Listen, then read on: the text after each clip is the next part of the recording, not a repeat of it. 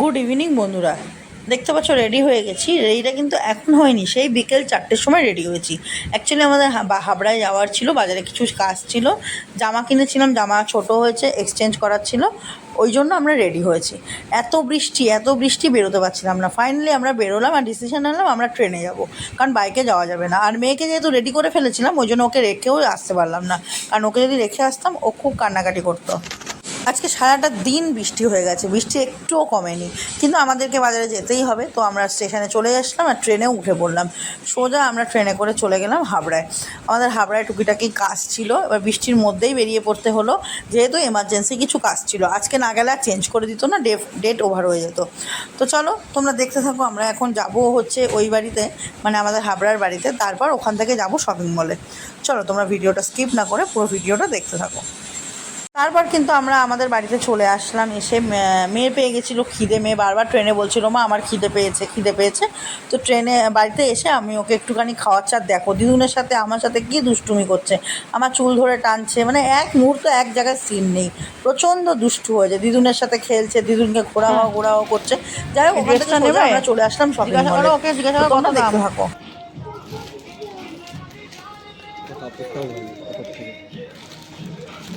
হচ্ছে কত দাম, দেখো তো এটা কত দাম।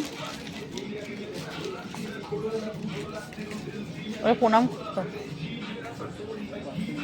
হ্যাঁ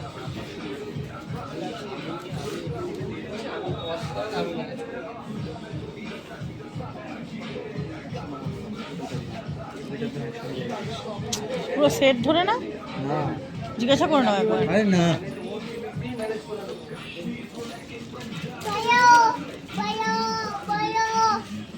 আর কি নিবি,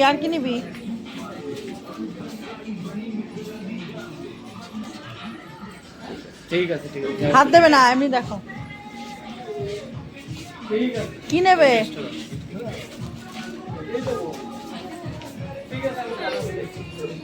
ওই যে পাপা কি দেখছে দেখি সব।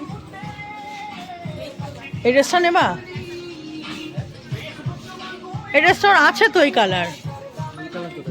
এই বার্থডেতে পড়লো, তারপর রুষাদি একটা দিল। ভুলে যাও, সরি না ঠিক আছে।